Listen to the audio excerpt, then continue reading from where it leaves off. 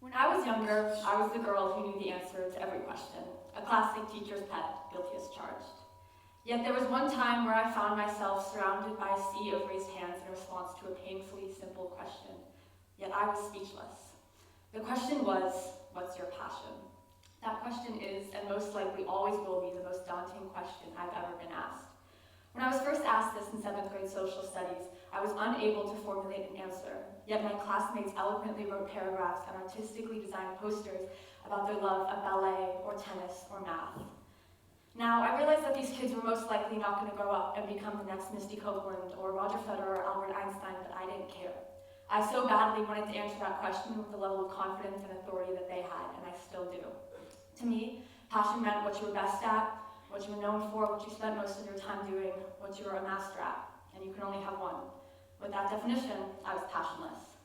This definition isn't something I came up with myself. It has been ingrained in my brain by coaches, teachers, and even my parents.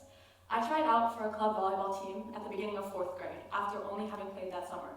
Surprisingly, I made the team, and the first thing the coach said to me was that this club will guarantee I'll be committed to the D1 school of my choice, with a full ride by my junior year.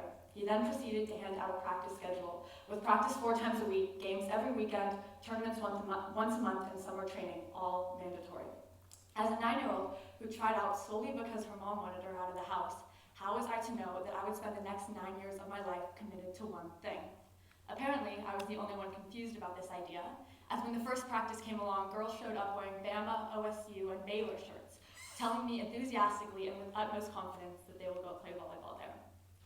And to be completely honest, I would have rather played soccer than volleyball, but as kids in Texas started playing soccer at the age of 3 and didn't quit at the age of 6 like I did, I was far too late to rejoin the game. The idea that being the master of one is equal to success is something I've grown up surrounded by, not just by my peers, but by my family as well. My mom grew up a violinist, my dad a runner, and my sister a performer. My mom started playing violin when she was 4, performed numerous times at the Kennedy Center in Washington, D.C., and got a scholarship to Carnegie Mellon, which she attended at 15 years old. My dad started running cross-country in 5th grade, had the 15th fastest 5K time in the US at age 16, went on to represent the country at the first international meet in Hong Kong, and he went to university on a full ride, which he still holds records there to this day. My sister, who most of you know, is the epitome of a theater geek. She started singing before she could talk. No, seriously.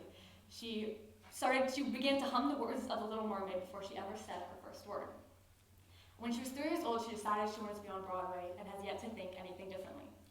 From the age of 4 to around 8, I followed my sister's path of musical theater, yet once I realized I was constantly going to be in her shadow, I quit. During that time, I picked up gymnastics and quit the day after I made the state competition team. I probably picked up soccer on 4 different occasions, and each ending with me swearing I won't ever play again. I played basketball, ultimate frisbee, golf, rugby, all competitively, and no surprise here, I quit them all. I'm pretty sure that the only reason I play volleyball and softball now is because I quit them before and somehow fought my way back.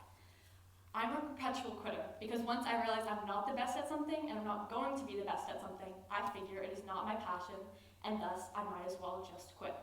I've grown up thinking that this makes me mundane, inferior even, and I thought that without a special hobby to distinguish me from the masses, I was being set up to fail.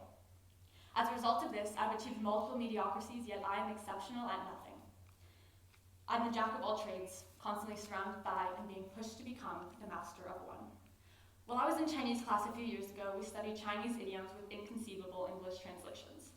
One of them was San Jiao Mao, which directly translates to three-legged cat. However, it's the equivalent of the English phrase jack of all trades. It originated from the 7 revised manuscripts of the Ming Dynasty, in which a legend states that a cat is very skilled at hunting. However, it only has 3 legs, so it is always viewed as inferior. Despite the cat's skills, it can never make progress and is never recognized for its success. Over time, this phrase has evolved to being used when someone is unprofessional or describing a lack of progress. When I searched this phrase up in a Chinese dictionary, I found 2 definitions to be shocking. 1, a metaphor used to describe a person who knows very little, and 2, used to describe a level that is not high. But why is being the jack of all trades such a bad thing? Why is there such a big push to find your passion? Why does your passion only have to be one thing? The thing is, it doesn't. A psychological study published by professors at Yale, Stanford, and the National University of Singapore, test the implicit theories of interest, or in other words, answering the question, do we truly find our passions or do we develop them over time? As Paul O'Keefe of Yale states, people often assume that their own passion just needs to be found. Once it's found, it'll be in a fully formed state. He goes on to explain how incredibly flawed that reasoning is. The study examined how the two different implicit theories of interest impacted how people approach their passions. The first theory suggests that passions are singular and unchanging, while the growth theory suggests that these passions are developed over time, often change, and are not innate to our personalities. Because of this, the discussion about passion needs to be carefully communicated. Telling people to find their passion could suggest that it's within you, just waiting to be revealed. Likewise, telling people to follow their passion suggests that the passion will do the lion's share of work for you. Both statements are wildly untrue and suggest a passive process to fulfillment and success. Instead of searching for that one thing that'll be the answer to it all, experts stress the importance of flexibility. After all, what we're passionate about now probably won't be what we're passionate about in 2 years or even 2 days. The study found that those with the growth theory of interest were more versatile and well-rounded and could adapt easier than those who possessed the fixed theory. Urging people to find their passion leads to them putting all of their eggs in one basket, and then dropping that basket once it becomes too difficult to carry. The idea of finding your passion should be forgotten. Instead, we should all focus on developing skills and multiple interests. This would result in placing eggs in many different baskets, ensuring that not one is heavy enough to be dropped. Essentially, passion shouldn't be a one-word answer, but rather a sentence, paragraph even, where the word "and" occurs regularly between multiple different subjects and activities. Although the idea that passion should be plural is scientifically proven, it doesn't mean it's something that's practiced or preached. Challenging the notion that many of us have grown up with is not an easy battle in the slightest. However, I've come to realize that there is fulfillment that comes from being able to play in a pickup soccer match on the way home from volleyball practice, or writing a research report on the illicit trade of small arms and light weapons while singing a musical theater duet. Is this fulfillment comparable to that of shouting out your one passion to the entire class, or being able to look back at your achievements through photographs posted on your mom's Facebook like clockwork? I don't know, and I never will. Yet, what I do know is that the flexibility in your interests and the skills from trying many different things will greatly benefit your future. Success is not contingent upon focusing on only one thing. Questions about passion should be asked with a plural, and all kids should grow up knowing that their passions refer to things that they love, not only things they're best at. Your college acceptance track shouldn't have to start in 4th grade, and you shouldn't have to have your life planned out before it's even begun. There's a joy that comes in quitting and lessons that come from not knowing the next step.